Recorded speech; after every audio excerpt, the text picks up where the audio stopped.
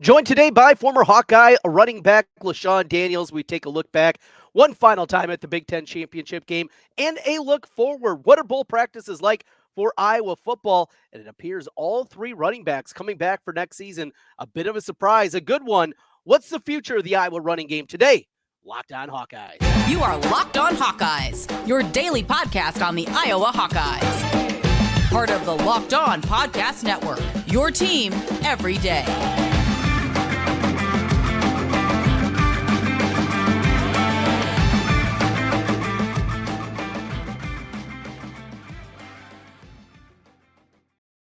Hey, welcome in. I'm Trent Condon. He's LeShun Daniels, and this is the Locked On Hawkeyes podcast. Thanks for making Locked On Hawkeyes your first listen every day. We're available wherever you find podcasts for free, and you can also find us on YouTube. Yes, for free. While you're there, hit that subscribe button. Helps us get in front of more Hawkeye fans. Today's episode of the Locked On Hawkeyes podcast is brought to you by the FanDuel Sportsbook. Make every moment more. Right now, new customers get $150 in bonus bets with any winning $5 money line bet. That's $150 if your team wins. Visit FanDuel.com/lockedon to get started. LeShun didn't go the way that we wanted on Saturday night in Indianapolis as the Hawkeyes fall 26-0. Offensive struggles continued, but really the story walking away is obviously the defense, how well they played against that Michigan team, holding them to their lowest yards per play in the Jim Harbaugh era, 215 yards of total offense. That team defensively played well and gave them a shot. Unfortunately, the offense, again, just was not up to par. Yeah. I think it was disappointing with the offensive performance, and everyone knows that. Players know it, coaches know it, fans know it, we know it, and we knew it was going to be tough going in there to begin with, but seeing it happen, on that actual stage is tough. But yeah, got to give credit to the defense. They played their tail off, and you see it. A lot of hard work they put in throughout the season, especially with Coach Parker and winning the Broyles Award this week. It's fantastic. Finally getting recognized for the great work he's done with the Iowa defense. Which, I honestly think that this Iowa defense, really over the past few years, has been a national championship type defense that can really compete with any of the top dogs. It's just a shame that the offense really can't hasn't been able to pull its weight. So It was one of those games where Michigan defense is really good. I mean, that's yeah, another component here. But, we were heard it after the game from Kirk, and the question was asked, did you ever think about going another quarterback? Deacon was struggling with the turnovers again. And, I mean, it starts like a non-starter. But as we look forward to the bowl game, it feels to me like we know what Deacon Hill is, right? And mhm. if he's the backup next season to McNamara, okay. I believe that they should be still shopping in the portal, for a guy that's maybe willing, a younger guy that sit behind McNamara for a year, maybe be the backup and then be the guy going forward. But that aside, you got Marco Lionez there, true freshman. We saw a freshman last year in the bowl game, played pretty well, who is now in the portal on top of it. But do you see any scenario that's likely? And that's what I always like to talk about. We have these grandiose ideas, right? But a lot of times they don't come to fruition because Kirk Ferentz runs the program a lot different than some of the things that we talk about. But any way at all that I would come up and say, hey, Marco, we're going to give you a couple of series in the second quarter, a series in the second and third, something like that? Or is that just so out of line with the thinking of Kirk Ferentz to even do something like that to see what you got in the freshman? Yeah. From my experience and what I know, I would say it would be out of line, to be honest. Like, thinking about it, usually when the guy's been the starter for really like the entirety of the season, usually they're not making a change, especially with the fact that they've been winning games, right? Like it wasn't like 2014 when we were 7-5 and we lost every single rivalry game that year. Like, it wasn't like that. Like, this year, again, they competed for a Big Ten championship. Um, Even when you think about Deacon's mistakes and uh, things that he was his detrimental performance that contributed to the lower offensive production. So the fact that they have been winning, I potentially, like, I don't see it happening in the bowl game. Like it could, but realistically, I don't think it happens. But as you move into spring ball and you move into next season, it could be a situation where they end up going with a younger guy, especially for that quarterback two position. Because I think my senior year Mhm. we had CJ, and then there was Tyler Wiegers and there was Nate Stanley as like the backup quarterbacks, and Nate Stanley, the younger guy, ended up performing better, and then end up taking that QB2 role, and then able to propel him to being the starter after that 2016 season. So I could see something like that. But as far as like Marco getting a few snaps in the bowl game, the only way I see it happening is if they're blowing Tennessee out, which I don't think is gonna. It's not gonna. We're probably Mhm. not gonna be a situation where that's gonna happen. So Yeah, does not like I feel like a very likely one. So as we depart through the regular season and finish things up, you take a look forward here and want to start with what bull practices are like. First, extra week with the championship game, so that's a little bit different and gearing up obviously for the bowl game. But what's this time period like? I know developmentally for the young guys, it's a very important time with the 15 practices, getting those young guys some more reps, but more for the veteran guys. It's time off. How much time off is it? And then when do they really start to gear up again and get ready for the bowl game? yeah, for the younger guys, it's really like essentially like no time off. Really, like so like whenever finals week is, which it might be this week for Iowa, like it's gonna be relatively chill. Like it's mainly just going to be strength conditioning stuff. So you'll be in the weight room, you'll do a little bit of conditioning, and then maybe like 1 or 2 days you'll have like it. I'm not gonna say it's like a practice because it's not really a practice. It's more of like a skills and drills like type summer uh conditioning type deal where you're just kind of going through individual. You'll do a little bit of group work, and that'll be it. And this is because it's essentially treated like a little bye week for everyone on the team. But then following that week, then you get back into what I like to call basically almost like a spring ball type mode where um you're you're going back to the basics, you're going to basically how you were doing practice maybe at the beginning of spring ball or how you're doing it at the beginning of fall camp. You're getting a decent amount of contact in.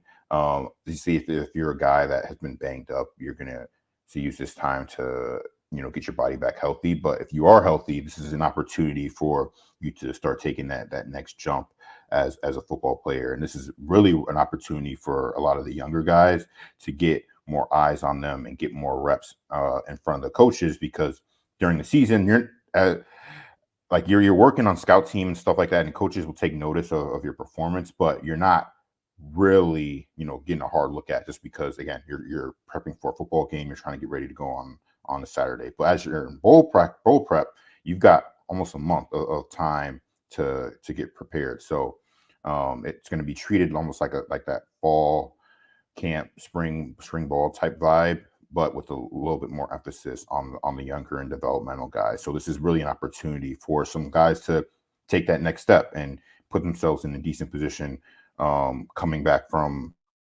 winter break, getting into the winter strength conditioning session, and going into spring ball. Like this is an excellent opportunity for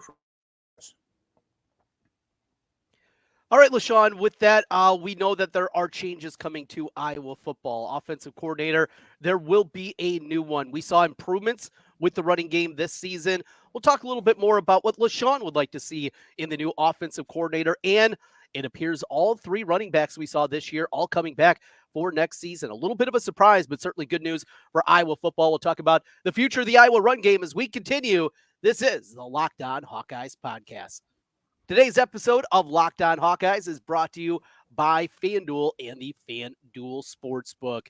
Well, as the weather gets colder, the NFL offers stay hot on FanDuel. Right now, new customers, you can get $150 in bonus bets with any winning $5 money line bet. That's $150 if your team wins. Simple as that. Don't need to worry about the point spread. Just make that money line bet. And if the team wins, you get $150 in your account. If you've been thinking about joining FanDuel, there's no better time to get in on the action. The app is super easy to use and a wide range of betting options, not just the point spreads, over-unders, they got player props, they got futures, and a whole lot more. You want it? They got it at FanDuel. Visit FanDuel.com/lockedon to continue what's been a great NFL season. Again, that's FanDuel.com/lockedon for your opportunity with the $150 in bonus bets with the $5 money line bet. FanDuel.com/lockedon. FanDuel, official partner of the NFL. Trent and LeShun back with you once again on the Locked On Hawkeyes podcast. Thanks for making Locked On Hawkeyes your first listen every day. Your team every day. That's what we do here across the Locked On network. LeShun mentioned the running back spot, and there has been rumors all season long with outside of LeShun, who we anticipate is going to come back this season for his final go-around, LeShun Williams, who had a great season this year. Both Jazion Patterson, who we saw a bunch this season, coupled with Caleb Johnson. Both of those guys, there were rumors out there. At this point, both those guys are sticking around, hanging out there. You played in a running back system that had multiple running backs, and it's got to be difficult to keep those guys happy. Running backs, they want to carry the ball 25 times a game. How tough is that as a guy where you go in there and you know there's three talented guys in the room, knowing that the likelihood of you getting even 15 touches is really low? Yeah. It's easy. It's really not easy. Especially when you think of the style of running back that the guys are in the room. Like a lot, like these guys are people could potentially end up taking 20, 25 plus touches a game and would be perfectly fine. So it's definitely a difficult kind of mental adjustment you have to make when that's happening, because you want to be the guy. You want to be the guy touching the ball every single opportunity that you have, and the fact that you are splitting it with two other guys who are just as talented, who can create plays in the offensive run game. Like, it can be extremely frustrating when one guy gets hot, and then now you're essentially not seeing the field for a good chunk of that football game. So it's not easy. I know that these guys could probably go elsewhere and potentially compete for a starting job, but as running backs are talented everywhere throughout the country. So it's not like you're just gonna, most of the time, you're not just going to transfer to another school and just be able to pop right into the starting job. Like, it's really not going to happen, because guys are going to be talented everywhere. So once you put that aside and you put your pride aside, you just have to learn to adapt to that situation and make sure that you are ready when your number does get called. Because again, things happen throughout a football game. Different situations pop up where may be a little bit better at than the others. So when you do have the opportunity and you are in there and you do have a chance to get the football, so you got to make sure that you're holding on to the football. You got to make sure you get at minimum of what's blocked, and then after that, make something happen, and put that trust in the coaches that when I am out on the field, that good things are going to happen when I touch that football. So that's how the guys have to look at it, and I think that's how they definitely approached it this year, because again, at times it felt like all the running backs were in and out of the lineup at some point. So that your opportunity is going to pop up at some point in time. And I was happy to see all those guys take advantage of those opportunities. And I'm even happier to see that they'll all, at least as of now, they're all coming back to, again, try to continue to build on that, because again, you can create a really good running back by committee systems. I mean, we did it in 2015 and 2016, and there's more than enough opportunities to go around for the running backs, especially with Coach Ferentz as the coach. We knew there'll be a new offensive coordinator for the Hawkeyes, as Brian Ferentz will coach one final game in the bowl game against Tennessee, and then it'll be somebody new. Now, myself and many others believe that this needs to happen sooner rather than later. You have guys that are making decisions about what their future is going to be. A guy like Luke Lachey, does he decide to come back for one final season and try to help out his NFL draft prospects, or go on? Eric All, another one of those guys that has those decisions. There's a lot of those out there, and with the unknown coupled with what the transfer portal is, I'm sure I was out there looking for, a big X receiver, something they just didn't have this season, a guy that can take over that role. Without an offensive coordinator, it's difficult to make that sales pitch, not knowing who the guy is going to be. But until we know that, we'll continue to speculate. What are you looking for? Taking names out of it, there's been bandied about a lot of different names. What kind of style? And again, we go back to the reality, a realistic style that Kirk Ferentz is willing to deploy. What kind of changes would you like to see, and what kind of offensive style would you like to see the Iowa Hawkeyes run going forward offensively?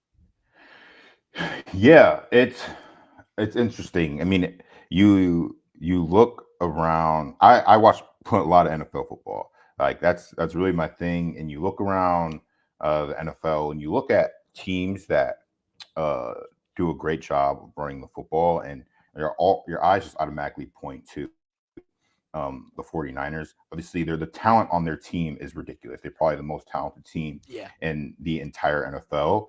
But when you look at them from an offensive standpoint, they do an excellent job of getting numbers to wherever they're running the football, being able to utilize shifts and motions to be able to gain that type of advantage on defenses.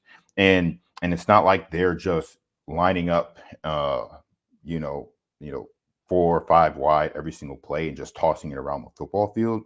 They do play a lot of hard-nosed physical football. They use a fullback, and they want to be a physical football team. And those are, I look at them, and it's easier said than done. There's no way you can't just copy their scheme. The Iowa doesn't have the type of talent that they have. They don't have the essentially positionless guys that the Niners have, but they do a lot of things that I would love to see Iowa implement, and they run a lot of zone runs. Like it wouldn't be a drastic, I say, scheme change from maybe going heavy zone to a heavy gap team like some other NFL teams would be. So if Coach Ferentz wants to continue with being that traditional power team by being able to run the zone runs and letting your skill guys take advantage of opportunities on the outside, like those are the type of things that I would love to be able to see. And the things that they do well, they do an excellent job. Again, shifts in motion, getting numbers to a play side when they want to run the football, and then when they do go ahead and pass the football, they do a good amount of play action to again open things right behind the linebackers in between the Ds, and they don't force Brock Purdy to essentially have to go out there and be a Patrick Mahomes. Right? Like they're not expecting him to just toss the ball all over the field 40 times a game. They run an extremely balanced offense, and the way that they do it, they're not doing anything crazy. Those are the type of things that I would love to see in the future Iowa offense if Coach Ferentz doesn't want to go from his current scheme. I feel like that's something that they could do extremely well in the Iowa realm of offensive football. So it's never going to be a full copycat type deal, but they do a lot of things that I feel like Iowa could try to emulate, and it wouldn't stray too far off of what they're currently doing, and I feel like it could help improve their offense immensely. That makes a whole lot of sense, and something we'll be keeping an eye on and see how quickly this job happens. It's definitely a big component to that too. LeShun is, when this is going to happen with the portal going on. Going back, I think we maybe talked about this last year. You played early in your career, but with the transfer portal, would have you entertained the idea of possibly putting your name in there earlier in your career? Because, boy, it's got to be out there knowing, hey, there might be a little more money someplace. There might be different opportunities. It was a lot easier. It's a lot easier today than it was even when you're playing, which wasn't that long ago. Do you think that ever would have crossed your mind when you were playing? Yeah, it definitely would have crossed my mind. And it wouldn't even have necessarily been just the money aspect of it. I think it would just almost would have been a thing. Maybe it just getting new scenery and being in a different place. Because like I think back to my career, yeah, I mean I played a little bit as a freshman, and then anticipated having a bigger role as a sophomore. Dealt with a ton of injuries, ended up missing I think like six, 7 games, something like that year, with an ankle injury. And like going into my third year as a junior, I'm thinking like, like maybe it could have been better.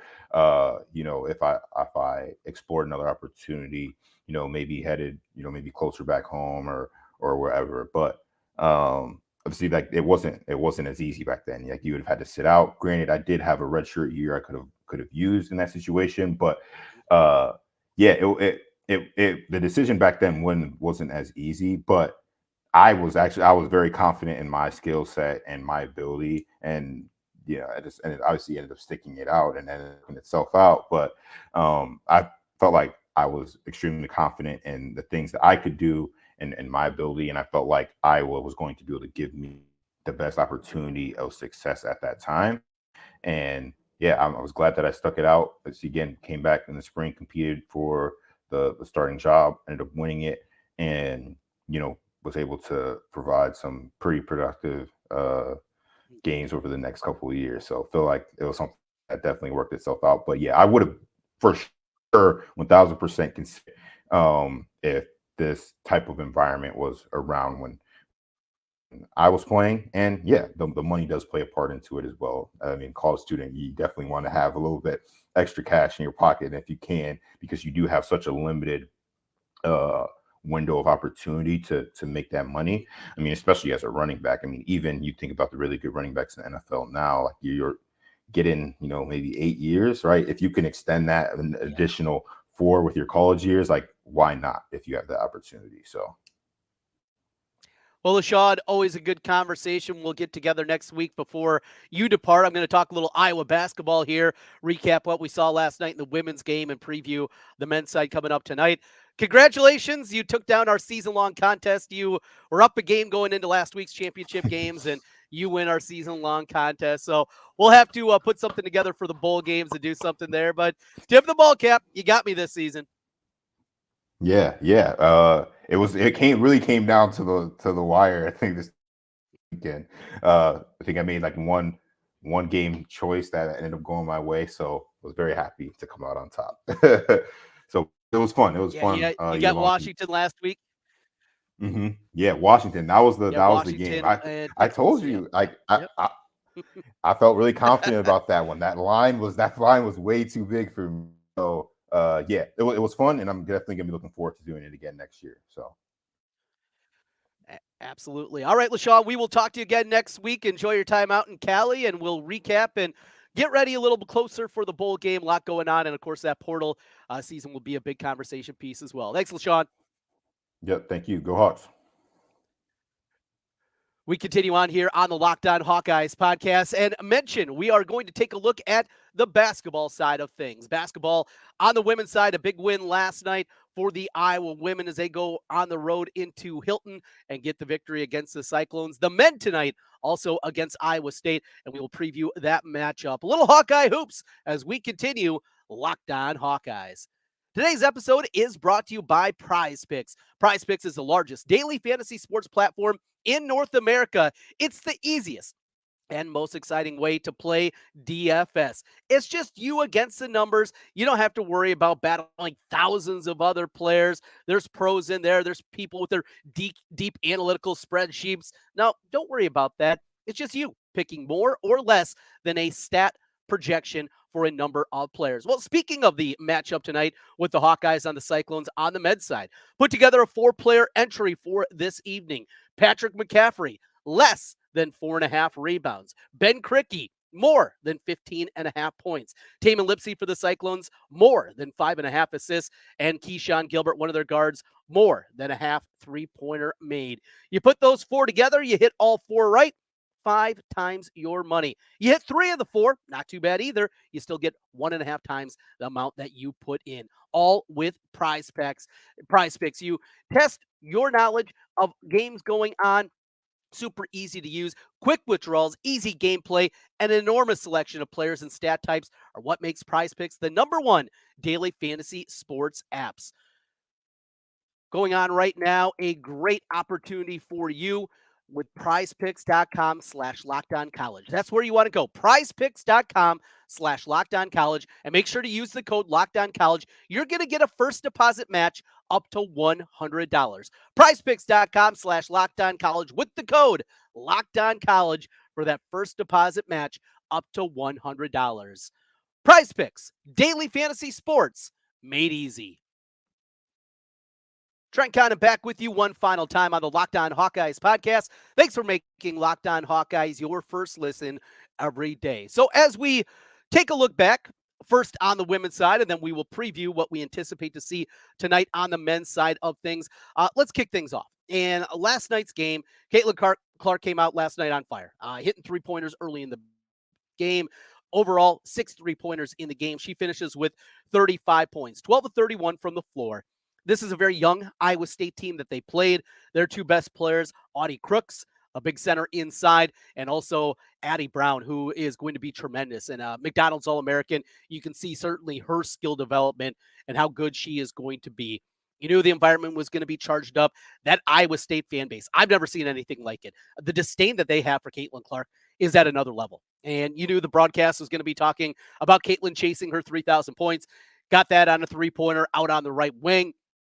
The vitriol, though, that is going to be maybe one of the more difficult environments that I was going to walk into all season long. They go to Wisconsin this week. Wisconsin hasn't had a sellout in decades for women's basketball. They have it here. Out to Rutgers, going to be a sellout. Maryland, across the country, where Caitlin Clark goes, there's going to be sellouts that are going to be there. And it's going to be tough environments on the road throughout the course of the season. But because of that vitriol that fan base has and the jealousy, certainly that the Cyclone fan base has for Caitlin Clark, it is a charged up environment, and she did very well. And another night where she didn't get a ton of help outside of Kate Martin, who was excellent, knocking down a couple of 3-pointers. That was great to see, but also her ability to back cut, get to the rim. That was really, really good. They still need other players to step up. Look, it's on the women's side that we anticipate. And if this is going to be a team that gets back to a Final Four this season, it can't just be Caitlin Clark. There needs to be more to it. And we saw it over the last couple of seasons with Monica Sonano. We saw what she was able to do, helping out inside, her ability to get up quickly, and just a great running mate that she was, obviously, with Caitlin Clark. I think you're going to need more out of the post. Now, Hannah Stuelke played last night. You could tell still wasn't completely comfortable coming off that injury. Knocked down a 3-pointer. That was important. But there needs to be a Hannah Stuelke emerging. You need more out of either Goodman or O'Grady inside. I think that's going to be important. Kylie Feuerbach didn't play great in her return to Ames last night and, in fact, did not score in the basketball game. Need to get more. Again, if this Iowa team is going to get to those heights, that's my takeaway. Great win. A more difficult game that I think a lot of people anticipated. Look, the opening number came out at 7.5 yesterday. It was quickly bet up to 12.5, stayed there. I saw it a couple of spots. It got as high 15. This is a game a lot of people anticipated going to roll. It was not. It was a dogfight. Great defense down the stretch. And the good news also is Iowa was able to win a game in a different way. I thought that was incredibly important for them to go out there and win a basketball game in a game like that. They had a tough game like that earlier this season against K-State and didn't come out on the winning side. They were able to do it there. So I definitely think that is something that you look at and anticipate that Iowa is going to have to be better, right? And I was going to be able to win those kind of games. That was a good thing to see. Jump over to the men's side. Coming up tonight, Iowa State is favored by 7 again in Hilton this evening in the CyHawk matchup. A year ago, Iowa playing without Chris Murray ran him out of the gym. And we're hitting shots early on and just dominated that basketball game. Different playing at home as opposed to being on the road here tonight. Iowa coming on the heels of just a devastating loss Monday night, getting run out of the gym themselves against Purdue. And what's the bounce back factor here? We saw Iowa earlier this season after the loss that they had out in San Diego to Oklahoma, come back the next day, taking on an okay Seton Hall team and really dominated that basketball game and shot the ball well. I mean, that's a start. If I was going to win basketball games, they got to knock down shots, right? You need to have Peyton Sanford hitting from the outside early on. You need Ben Krikke being able to knock down those 15, 18-foot jumpers that he's been accustomed to. You need to shoot the basketball well. It goes without saying. This Iowa State team is going to guard you. They're going to be up on you. They're going to be doing the things that Iowa State does, clutch and grab and hold, and you got to be able to play through it. And when you get to the line, you got to be able to be there. Iowa has an opportunity, I think, inside to play really well in this game. I think Krikke, Owen Freeman, those are going to have to be guys that obviously play at a really high level if they're going to find a way to pull out this victory. It's not an impossible task, but the pressure continues to mount. Already sitting on the season with 3 losses. You put a 4th on there. Michigan looming in your second Big Ten game of December before we get back to the non-conference portion of the schedule. Look, at minimum, this Iowa team needs to win one of these next 2 games, either tonight or on Sunday against Michigan, at minimum. Or the chances of being an NCAA team are just incredibly difficult. And the margin of error is so thin. As we've talked about, the Big Ten is not as good this year as it's been in some past seasons outside of Purdue. However, that means that even 10-10 in conference play might not be good enough to be an NCAA tournament team. So that's kind of the back and forth dichotomy, opportunity for a lot more wins. However, you go the other way, not as many teams likely from the Big Ten that are going to get into the NCAA tournament. Important one tonight, be charged up environment, just play well. Now, don't get run out of the gym. Iowa's had opportunities. He had the Utah game years ago where he goes off for 30 in the first half and then gets shut down in the second half. Had the game with Gasell and company, had a chance to win that one late. Gasell couldn't hit the free throw. So there's been opportunities in Hilton, and though they have got wins, they've been few and far between.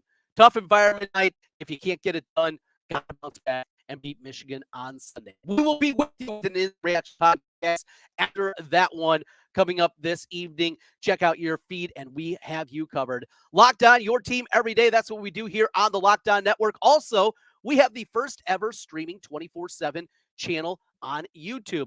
Locked On Sports Today is here for you 24/7, covering the top sports stories of the day with the local experts of Locked On, plus all of our national shows covering every league.